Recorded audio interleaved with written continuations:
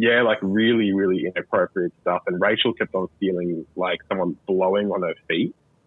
Like she was wearing thongs, and she was just getting the sensation of like being almost like groomed in a creepy way. Welcome to Kyneton Paranormal. My name is Dolly, and I'm going to be chatting to Jayden from YouTube content creation team Paracult. Fabulous team with some great videos on YouTube. So hit them up and subscribe to Paracult. A lot of the videos are actually at my venue, so I'm particularly excited to talk about that. He is a paranormal investigator, so he's going to be talking about equipment and perhaps the reason why you shouldn't wear thongs.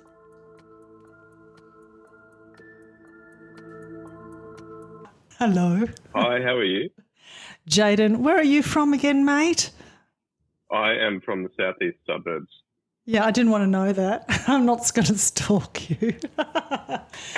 What's your group, I'm asking, darling? Oh, my apologies. I am from a ghost hunting group on YouTube called Paracult. Yeah, Paracult, and I'll put the bio in my little episode details. Jayden, I first met you, a couple of years ago, mate? You reached out to me and you said, Dolly, what investigations, what haunts can I bring my little group along to? And I said, well, I just so happen to have a whole lot of them, don't I? Whole lot of them. Yeah, that's right. And you've been to a few of them, haven't you, darling? You've been to, sure tell me, workshop me through which ones you've been to. We've been, so the first one we did was Odessa, Leavers Hotel. Was that your first? Oh, okay. That was the first one that I had ever done with you. Okay, so I think that was one of your best ones, wasn't it? I would say it was definitely up there. I mean, all the locations that we've done for you have been fantastic, but I think Leavers Hotel has, it was just a really different night as opposed to what we had been used to already, because we'd done massive places and with insane amounts of activity and insane history, but Leavers Hotel provided a different energetic experience.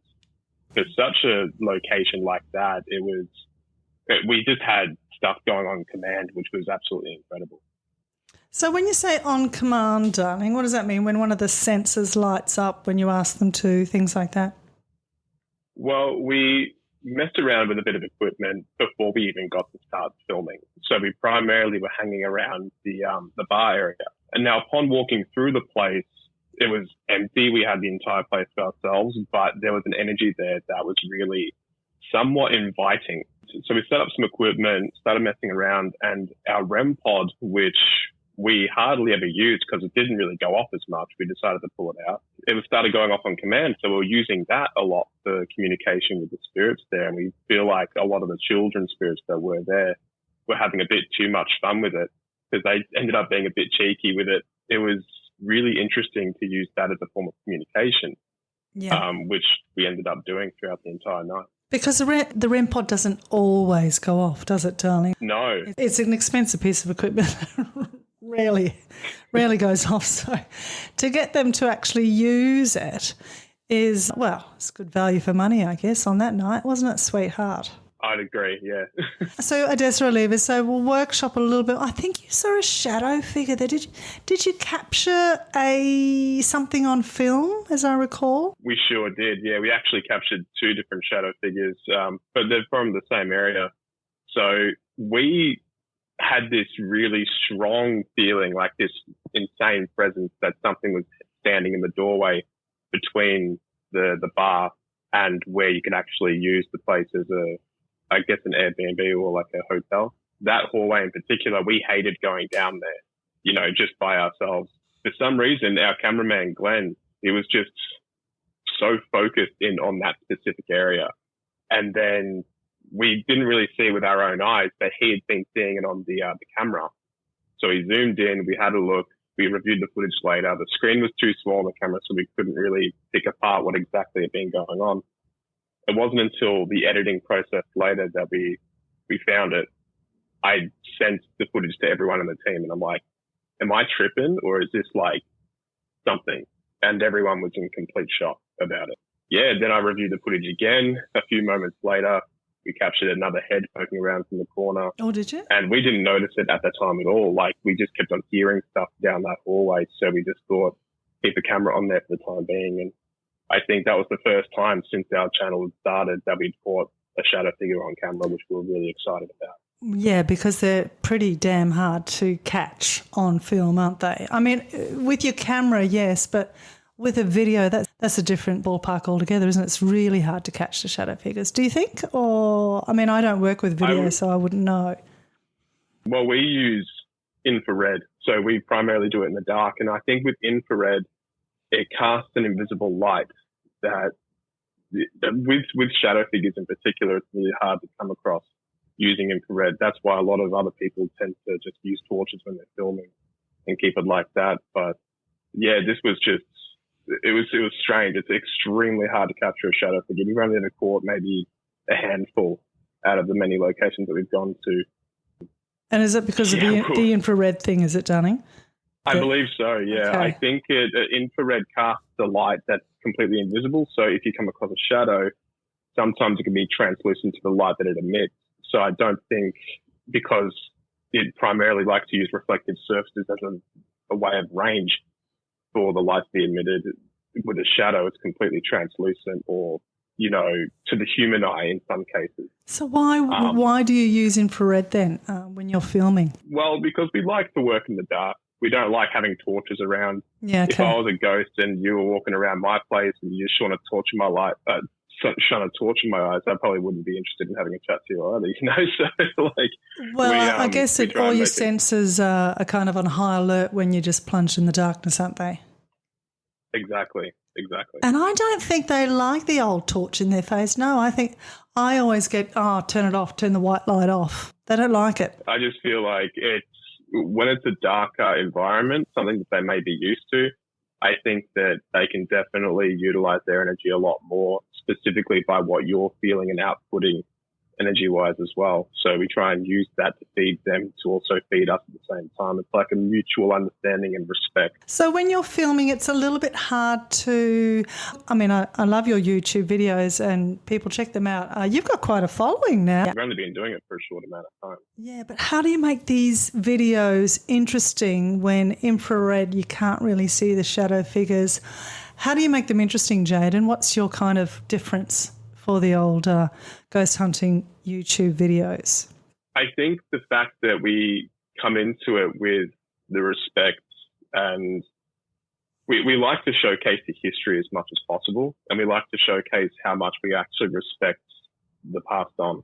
But I think as well, we also take a stance on not what the paranormal can do, but what it's capable of doing.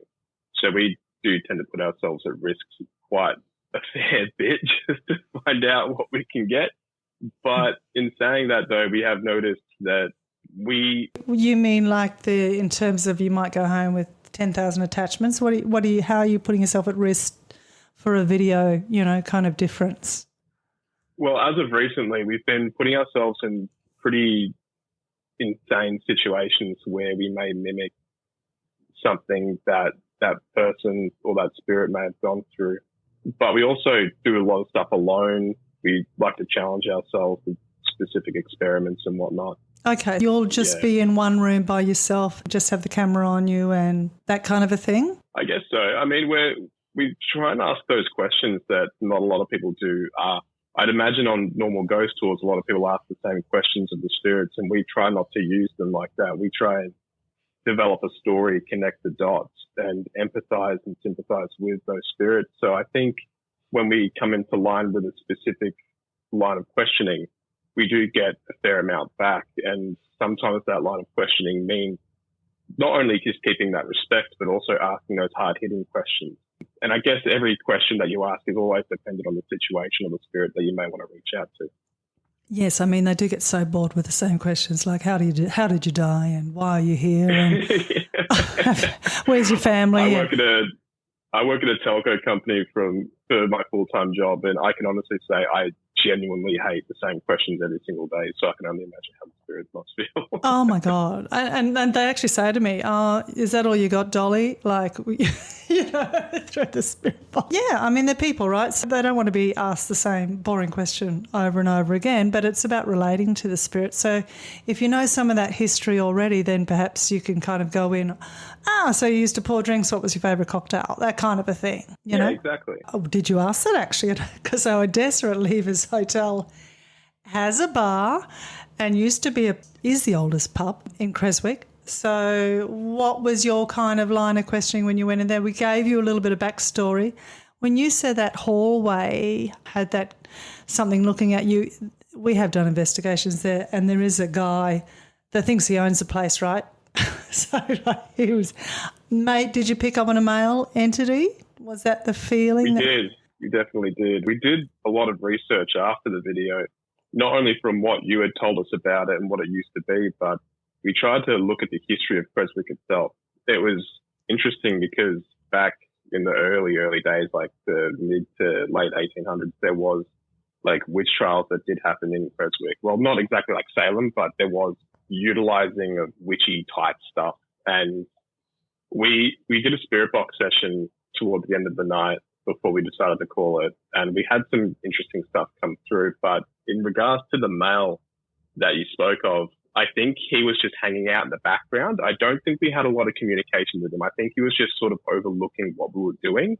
But at the same time, we had a really strange feeling that he was controlling how things were done, because things would just amp up and then just stop. And that's what the dominant ones do.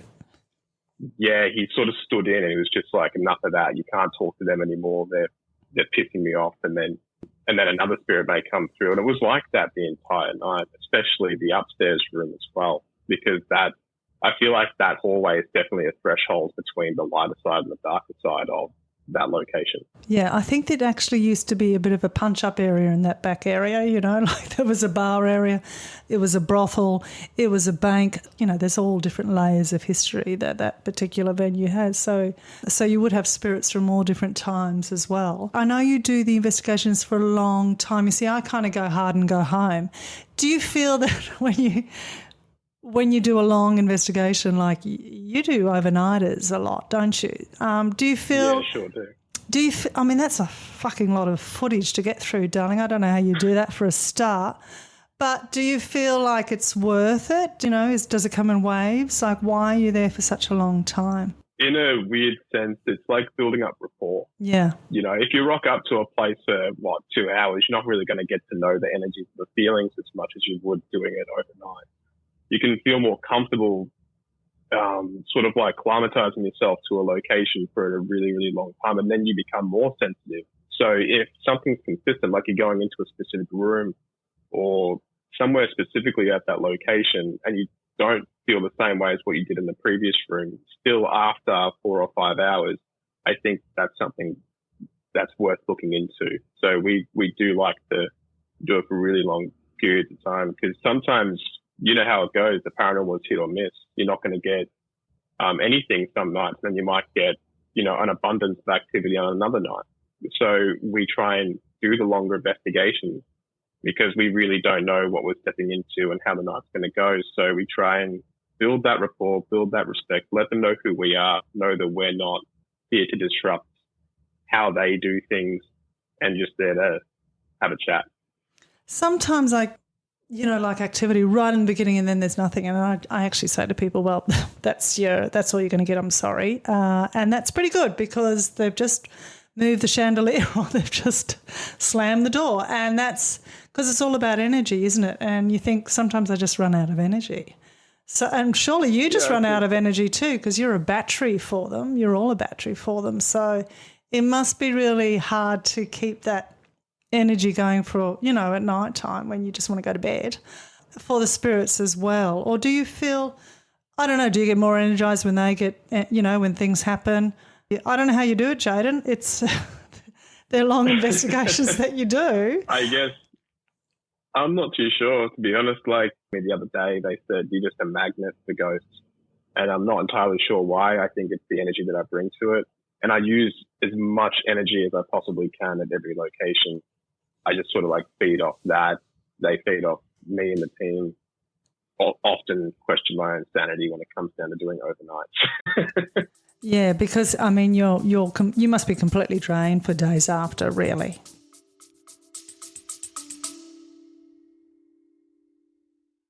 Sorry to interrupt, but if you are loving this podcast and are craving another fix of true paranormal experiences, EVPs, and you're kind of oddly intrigued by my voice, well then head over to my podcast, Aussie Afterlife, available on Spotify or Apple Podcasts.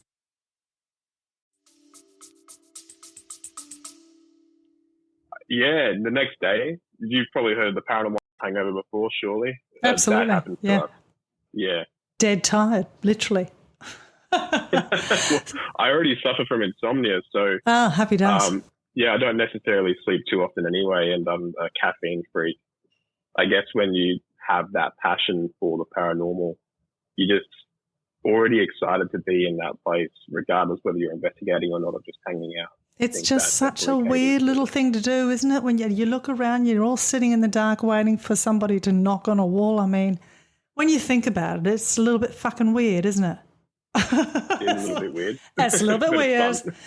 And why we just get all, excited when there is a knock, or God bless, there's 2 knocks, or, hideous, there might be 3 knocks. So when you're communicating, workshop us through the equipment, because I've talked to a few mediums, but I'd like to know the kind of like the investigation side of things. What's your best equipment that you use? There's actually no right answer about it, in all honesty. I feel like some spirits just, are able to use different equipment for different things.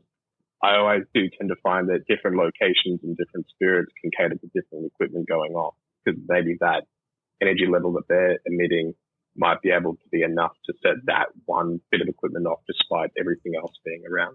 Or like your REM pod that went off at Odessa's. Well, maybe it was just the kids are like the coloured light, as you say. Yeah, that could have been something that they had a specific, not attachment, but it's something that really amped the energy up. Like they touched it, they saw the light, and like, oh wow, that must have brought up something inside of them to gain more energy to keep doing it. It doesn't necessarily, you don't use one piece of equipment that's your go-to the whole thing, the whole time?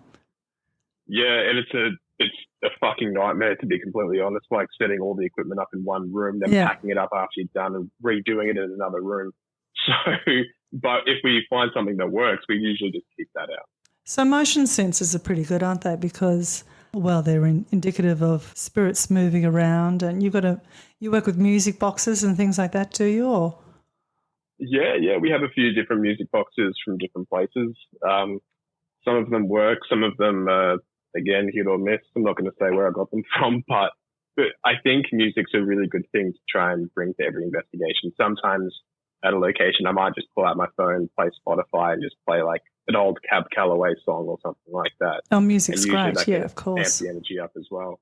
What about Spirit Box? That's my kind of go-to, is getting people on the Spirit Box so we can hear what they're saying. And the Spirit Box, of course, is the radio that goes backwards, and Spirit can manipulate the radio waves to get their voice. Is one of your team good on the Spirit Box? Who's the best on the Spirit Box?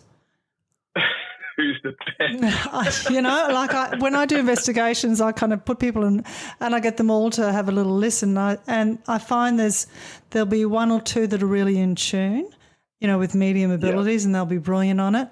And the rest will be crap, and they won't hear anything but the hideous radio going backwards. Yeah, that's a good question. Holy shit. I haven't really thought about that, Like, I guess in different situations for different locations, different people are better than others. And it's always primarily just Rachel and myself that do the Spirit Box sessions or ST sessions or sensory deprivation.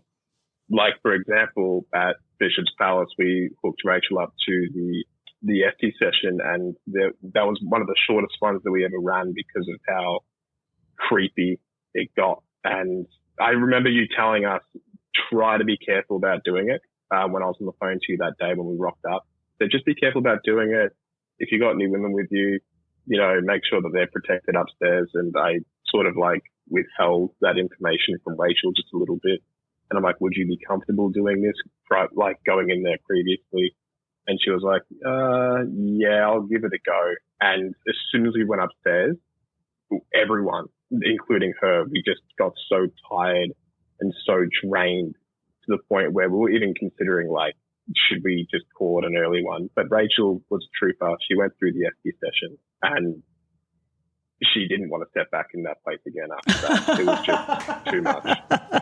You'll be pleased to know that I have cleaned it up a bit. Oh, thank God. Because we were talking about it before, actually. Like, we were thinking about what the spookiest location that we've ever been to had been. And I would say it was Bishop's Palace. Like, that place. We've been to asylums, jails and whatnot. Nothing was putting us all on edge as much as that place. All right. Well, you have to tell us what Rachel was hearing on the spirit box. Come on. Oh, okay. So she was getting a lot of sexual stuff coming through, but it was almost in a really creepy, seductive way. And I had a feeling we were chatting to Michael. And Michael. So we were having a chat to him. And he was coming through with some stuff like, you know, touch and just some horrible, horrible things. Completely inappropriate. Yeah, like really, really inappropriate stuff. And Rachel kept on feeling like someone blowing on her feet. Like, 'cause she was wearing thongs and she was just getting the sensation of like being almost like groomed in a creepy way. And there was some stuff that was coming through. We started having a chat to Michael and being like, can you please step away from her? We just wanted to have a conversation with you. We'd like to know what took place up in these rooms if you wanted to be open and honest about it. Yeah. Now, it isn't Michael, by the way. Now, he's our first bishop and it wasn't him. So I blamed him for a long time, but I've been working closely there with Lozzie and it definitely isn't Michael, but there was another creepy, disgusting thing, or a couple of them, I think. It was like half a dozen of them. It was just... Oh, so there was a spirit there that was claiming to be Michael, but it wasn't. Yeah, it wasn't. No, Michael is our spiritual protector. Yeah. And I did say that I gave you a bit of a warning because a lot of females had been targeted in that particular room and all sex talk or disgusting sex talk, basically. Yeah? Yeah. That's exactly how it played out. Yeah. And so she felt somebody touching, blowing on her feet. Yeah, like. Well, that's why you should wear shoes, right? It was a very, very hot day. No thongs to investigations. Oh man, but it was definitely an experience, and we've been talking about it. Like, is it worth going back there? And you'll have to come back. You'll have to come back because it has been cleaned up a lot. And in Michael's defence, I think he would like to say it as well. It wasn't him. And I know for a fact that Rachel's not going back there though, regardless. I'll tell her it's okay. It's okay. You know what happened? I had somebody bring in a horrible attachment. That's what happened. And then it just really got out of control from another. Because it's a spiritual place, I find it spiritually gets attacked. Yeah. Back in the day, it was the big lighthouse for religion. And as a result, you know, we've got 6 bishops that live there and did lots for their religion and their faith, but as a result, they get attacked. So it's an interesting place. It's always fascinating, that's for sure. But no, our bishops are our protectors. Don't you say anything bad about our Michael. But but it was something disgusting and creepy, right? So when you say the Estes method, you mean you put the blindfold on and you sit in the room by yourself listening to the spirit box, yeah? That's right. With Rachel, we try and be in the same room because she does get uncomfortable every now and then. Well, she's the only female in your group, isn't she? Yeah, that's right. And she's not always with us on investigations either. Sometimes just me and the boys. But Rachel, she tries to come along. Yeah, because it needs female and male. You know, it needs both, doesn't it, to relate to the different spirits? Because I find the old men aren't going to talk to me, right, because I'm too strong a female. So it really needs... I remember at the Bishop's Palace we had this guy and he said, I'm not really feeling anything. Anyway, for about 15 minutes and he started crying. Like they were all over him, like all the bishops. You could feel that he kind of had that bishop feel about him. He was it just felt like he had a bit of class and a bit of stature, you know what I mean? And he was crying like, "Ugh," like, and one of the fourth or the fifth bishop was really honing in on him. And I think he was actually related to the fifth bishop, like in his family. It's interesting. Yeah, you just need the right person to go in, like you did with another venue, come to think of it, which I don't like to advertise. I'm not going to talk about it. We'll just say it's the Demon Courthouse, shall we, Jayden? Yes. That place was something else. Yeah, and I don't do investigations there anymore because there is a fucking demon there, darling. Now, did you have Rachel on the Estes method in there? No. Oh, thank God for that. Thank God. She avoided doing FT sessions for a long time after Bishop. So Ruined.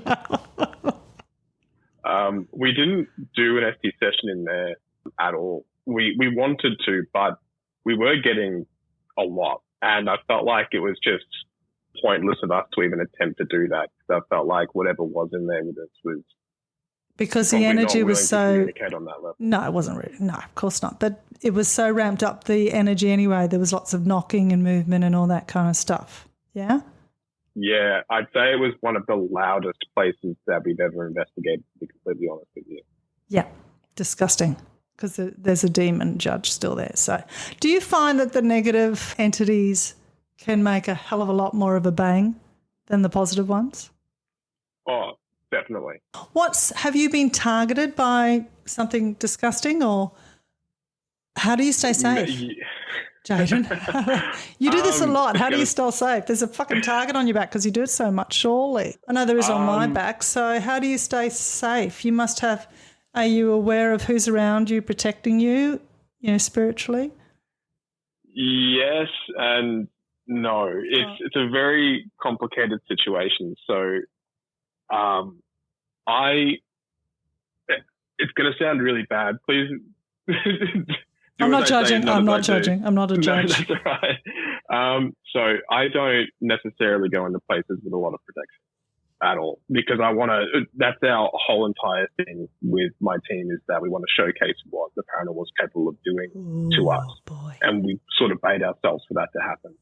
So in terms of protection, we sort of leave ourselves open to anything that could possibly go right or wrong. You're bloody mental then, aren't you, darling? So you mean no rocks, no anything like, no crystals, no black salt? Look, I do wear an obsidian spear necklace. I feel like that's just my go-to to feel more grounded.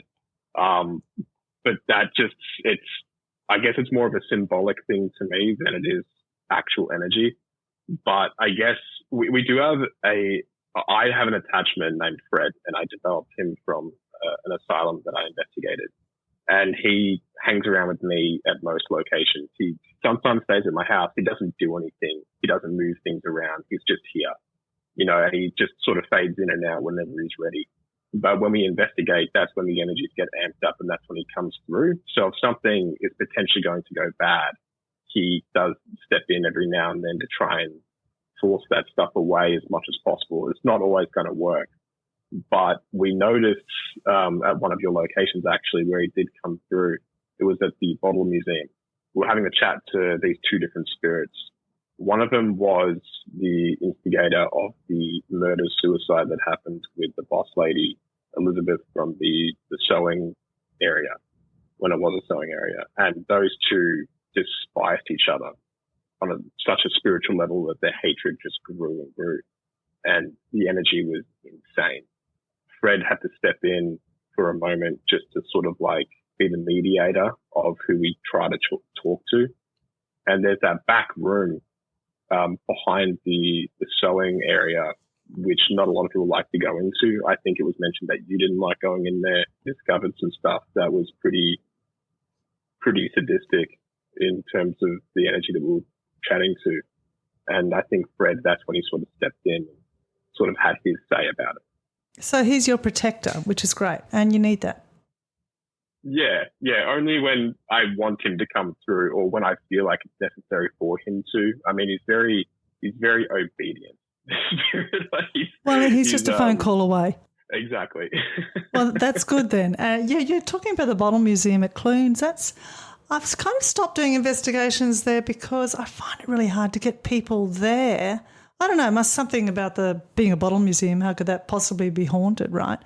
But it's an interesting place, isn't it? Because it used to be a sewing mill, it used to be a school, and now it's a bottle museum. So there's, spirits from all different timelines as well. But, yeah, you had a good time there, I think, at the bottle museum. Yeah, through a majority of the night it was pretty quiet. I mean, that was only at the start.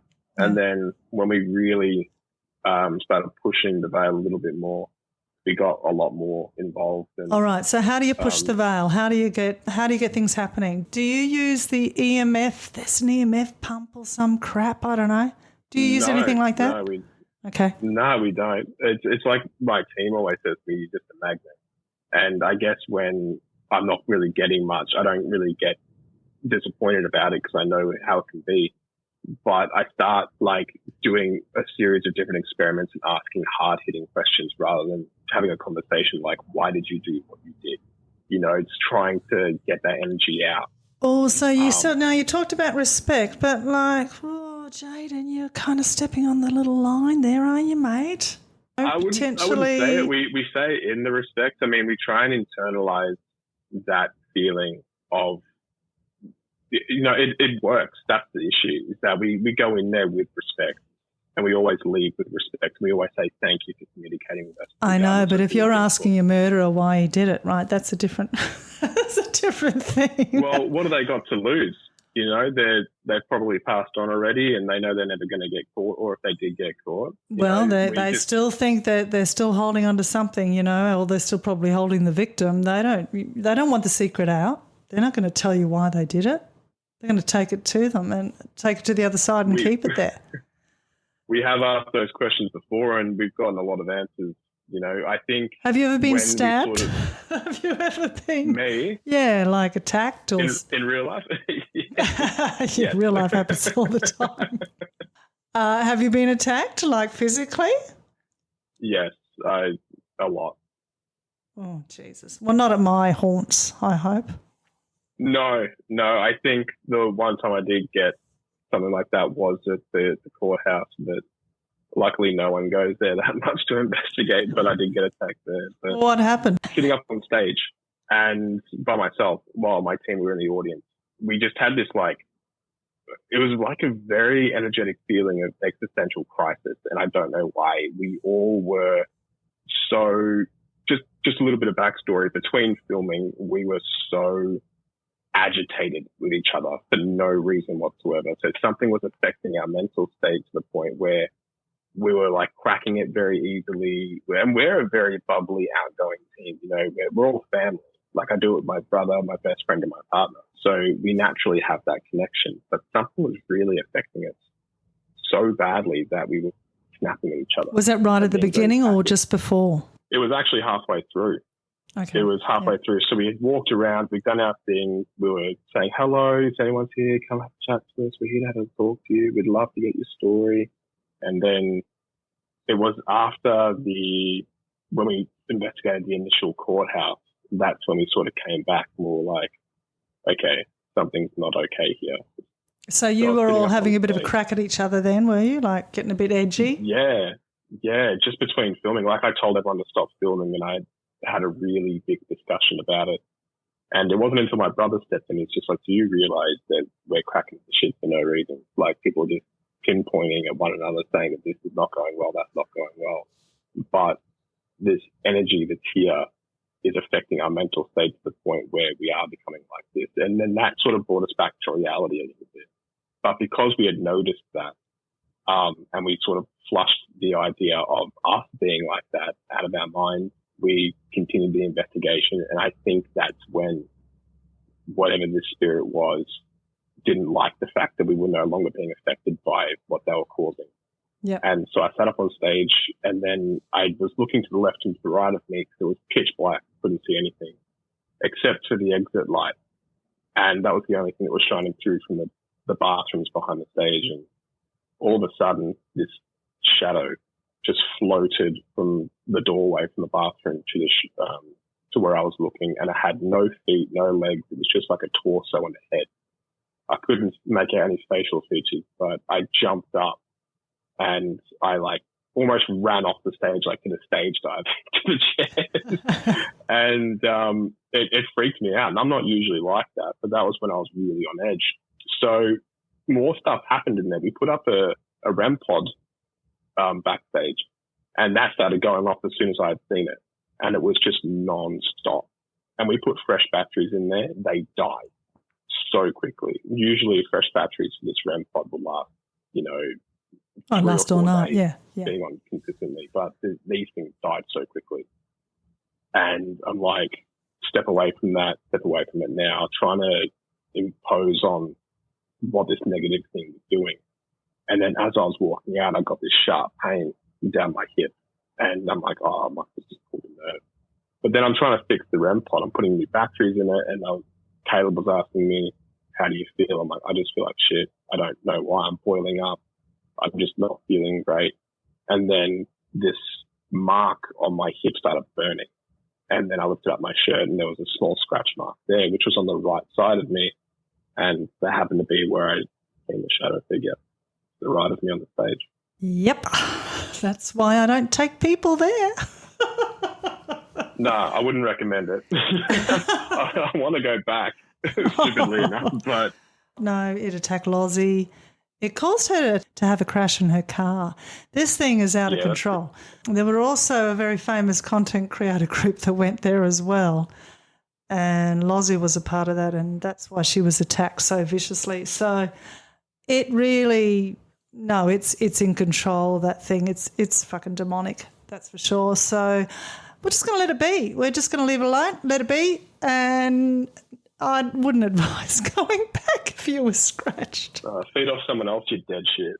Yeah, can feed off maybe a kid's party or whatever else they hide that place out for. Do you want to see a magic trick and that just... Yeah, that's it. When I went there to see Lozzie, because Lozzie wasn't supposed to be there, but she was with talking to these content creators, it picked up, those trolleys that in the halls that they move the chairs around and you just load the chairs on? It actually threw that trolley in the middle of the hallway when I entered the building. I went, You're kidding. No, I'm not. And I just said... And then I saw Lozzie just collapsing and I just went, we're out of here. And then the next day, this car comes out of nowhere on a country road and T-bones her. And just before that, she saw this weird man in the middle of the country just staring at her and grinning. Yeah, it targeted her for quite a while, okay? And it followed me back to my house. No, you see, I feel like I'm conjuring it up again just talking about it. Where are my spirit team? What's your guy name? Frank. Frank, help us out, mate. Fred. Push it back if you see it. Push it back. I don't think he was with us that night. We asked him and he just refused. Oh, well, yeah, he had the right idea, didn't he? But no, you're on your own, idiots. Yeah, literally. It's just like you chose to be here, mate. See you later. That's it. Now, you also went to the convent, nuns convent. Well, it's obviously a convent with nuns at St. Arnold. How did you go on that investigation? Did the nuns chat to you? I was probably a bit worried about you because you're blokes, and they're nuns. Yeah, and I admittedly I kept it covered up, but I do have a tattoo on my forearm of something not great that portrayed nuns in a specific way. Yeah, we actually had a fair amount of communication there. Like it was interesting. To be completely honest, like I had a feeling we were mainly talking to the kids. I think the nuns just sort of had a break that night, but we were chatting to heaps of kids. There's a lot of kids there, yeah. It was insane. Okay. Oh, well, that's a good thing then. There's also a bit of a funky priest there as well. He's in the chapel. Did you have a chat with him? We were in one of the rooms upstairs and we had one of our devices come through and it just said dark presence here. And then the guy that was with us, James, he was just like, oh, was that the dark priest? And we're like, yeah, that could be him. And then another line came through and it was like, oh, Kevin. And then we lost ourselves laughing because they're just like, oh, they used to call him Rev Kev. We just sort of like, not took the piss out of it, but we just couldn't help but laugh. It was just funny, but we ignored it from there on out. I think a lot of the communication that we did have, which Rachel finally stepped into doing an FP session there Okay. after the Bishops. Yeah. We ended up having a chat with a kid named Fulton who was getting our REM pods to go off, and he was a really cheeky kid, and he loved having a chat. That was in the disco room. Oh, okay, really? Oh, well, they might have followed you in. Some of them are kind of stuck in one room, but others have free reign of the place. So if you were in the kids' dorm there for a while, I think the kids like to kind of hang around on someone they like. They do follow you around. They like you. That's the feeling that we had. We tried this experiment called the sleep experiment, where we were just going to mimic us going to sleep. Some of us admittedly did. We were like wrapped up in our sleeping bags and our blankets, and we started singing songs, just like Ring Around a Rosie. We started playing games, telling bedtime stories, which a lot of that footage is cut out of the video because that's just 20 minutes of me just ramming off just a bunch of shit. We had a disembodied voice come through and it said hello. And we're like, oh, wow, we actually got that. That was insane. Oh, you caught that on the video, did you? On your video recording? We did, yeah. It was so audible, it sounded like one of us had said it. But Caleb and Rachel had fallen asleep at that point. Me, Bailey, and James were the only ones that were awake. We were all so quiet because we had nothing to talk about. We were just listening out for anything. And then bang, out of nowhere, we heard that hello, and it sounded like a little girl. We were sleeping in the girls' quarters. Yeah, so EVPs you would pick up a lot surely on your video recording, the voices. We do. Yeah. We definitely do. Most locations that we go to, we pick something up. We have really sensitive camera mics. Yeah, it's crazy, isn't it? Because you don't hear it when you're actually there doing the investigation, and then when you're going back through the footage, you go, what? Yeah, like sometimes we hear it, sometimes we don't. But more often than not, we just don't hear it whatsoever. An audible EVP that you've actually heard with your own ears. Can you remember any good ones of those? Yeah, there's a lot of breaths, like like a like that that I usually hear in my ear. In some locations. Oh, really? Audibly, that's a bit yucky. Like someone's child. Yeah, so those are at locations that we've done that are just that's what they're born and bred for. Those locations for that stuff to happen. We did hear a few whistles at Bishop's Palace. Oh, that's Tommy. Tommy, the whistler. Yeah, we were in the pool room and I mentioned to everyone that there's a kid down here named Tommy. He's a really good guy. None of us smoked, but we said, hey, we'll give you a cigarette if you want to whistle with us. We started whistling and we got all these whistles back. We heard audible singing and humming coming from the kitchen area, which we think was maybe Elizabeth, and whistling and footsteps.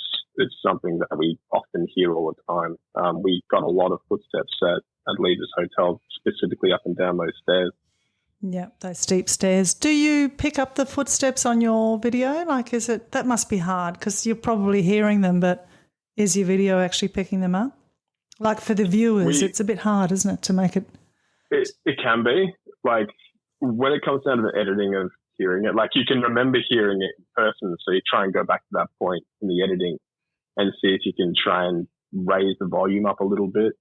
But there's been times where we haven't had to do that because the microphones that we use in our cameras, they're Rode mics. They're so sensitive, especially when no one's doing anything and you just hear like the atmosphere around you. In some cases, we haven't had to amp up the volume to hear footsteps, but in some cases we have. Do you find sometimes when you actually hear it and you hear it, then it's gone on the recording? Yeah, that's happened a lot. Like even with hearing voices, we try really hard to make sure that we can hear it through the footage after. And sometimes nothing comes through, but we're adamant that we heard it. Sometimes I have photos where I get great photos of Spirit and then the next day they're gone, vanished. It's like they've taken themselves out of the picture. I didn't like that side of me, so sorry, you didn't get to keep that. Yeah, no, that's happened to us a lot before. Like we thought we've captured something on video, we've gone back to look at the footage and nothing's there. So Spirit apps, darling, yes or no? I know you use one in particular. Yeah, we use Spirit Talker. Not so much now these days because it can get annoying when it goes off and we're trying to do something specific. But we turn all of our phones on airplane mode so that way we're not sending or receiving messages, so nothing's coming through to do with any reception or internet. we only have one dedicated spirit talker on someone else's phone. Yeah, we do get a lot of confirmation through that sometimes too. Sometimes I find it a bit distracting. You know, you're thinking about one thing and then it spits out some random word, and then you kind of go with that. So it's not. I don't know. Jury's out for me on the spirit talk, but I know you use it a lot. So we've definitely noticed that there's a lot of words that do come out that aren't exactly relevant, or they are and we're not too sure of it. So if there's a word that comes through that's specific that we know we can play off of, you know, like we might get a name. You know, for example, at the Bottle Museum, we got one of the names of the kids that were there, and we had never heard that name come through on the spirit talk before, and we were in shock about it. Out of all the names that you could say, out of the thousands and millions of names that are out there, it came up with that specific one right then and there. We have seen that it does work, but we don't always use it anymore. We used to when we first started, but now, as you said, it has become a little bit distracting, and we try and use our equipment or ourselves to try and get as many as possible rather than rely on that. Yeah, and do you try and get the spirits to communicate with the equipment for yes or no answers? Like, how do you get the whole backstory? How do you know what's going on? Well, we sort of go into every location with a preconceived idea of how the history works, but we try not to, with equipment, we try and use everything for yes and no. You know, like, hey, if you like Carlton Draft, or if you like mining for gold, can you go press this specific equipment here out of all the stuff that we had already set up? And we try and play around with it. Like, before we even film, we spend a lot of time doing that, you know, to see what works and what doesn't with spirits, and then building that rapport, as I said before.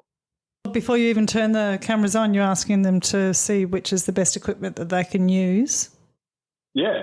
Okay. You know, try to make them feel more comfortable.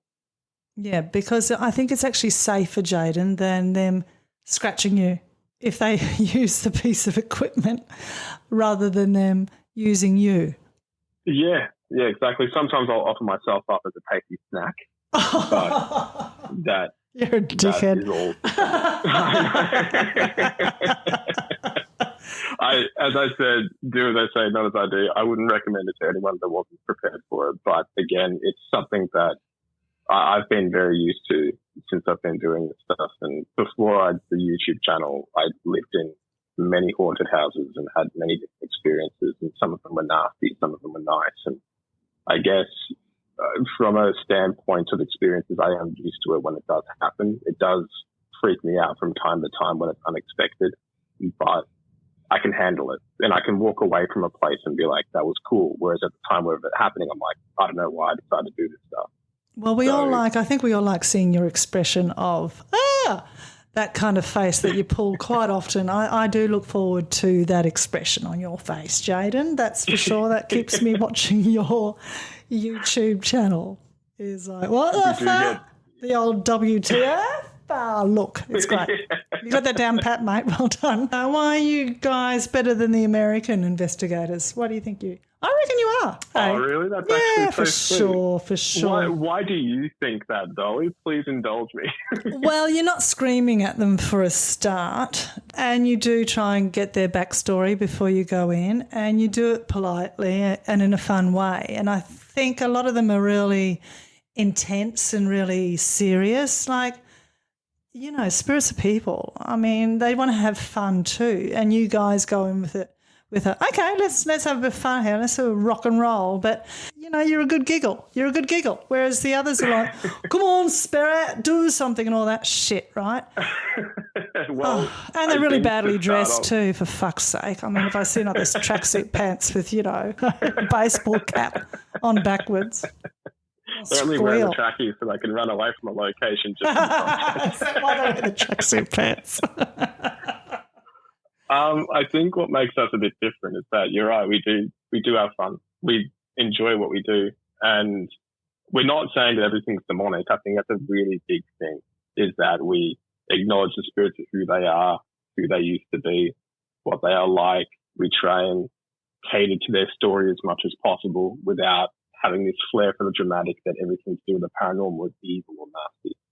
we've been to locations where we've had the best sort of communication from the nicest spirits, whereas definitely had so many memorable times with nicer spirits and good energies. And I think the energies that we bring is the energies that we receive, and I'm a big believer in that.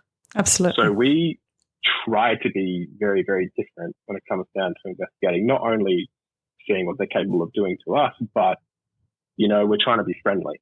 Yeah. And not every place that we go to is, what am I going to try and say? It's not every place that we go to we instantly think of as a bad place or it's evil.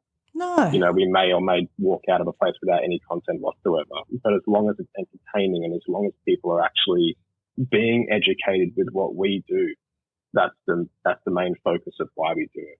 Super. I love that. All right, Jayden. Well, I think we might wrap it up. That's been fantastic. I look forward to you investigating some more of my venues, i.e. the creepy hospital. Got to get you to that one at Castlemaine. Yeah. Anything else you want to say before we give you a round of applause? Oh, well, thank you for reaching out, doing this podcast with me. It was very, very fun. Wow, and good. Thank you for all the locations that you've done. For those of you who are listening that haven't done any of Dolly's locations, please hit her up. She's incredible at what she does. She has a flair for storytelling and entertainment mixed along with that. And she's just incredible at what she does. And I can't rate her more than I have massive amounts of respect for her. So please subscribe to the Spotify, subscribe to the podcast, follow her on Facebook. Please keep in contact with her. She's incredible to work alongside, and I'm very, very grateful to have her. I think that deserves a big round of applause. That's fantastic. That was great. And subscribe to Paracult on YouTube. Absolutely. All right, darling. Thank you, Jayden. Love your work. Love you. See you later. Bye. Hello there. Would love to meet you in person. So here's the thing. Why don't you book a ticket at one of our paranormal investigations? I know. Crazy idea, right? But I really would love to meet you in person, and possibly that's the only way we're going to be able to do it, all right? So head on over to kynetonparanormal.com.au. We have, about 10 venues scattered throughout Victoria, Australia, and possibly it's a really great way for us to all get together and for me to introduce you to the beautiful spirits that we talk about on our podcast. So do yourself a favour. Thanks so much. Bye.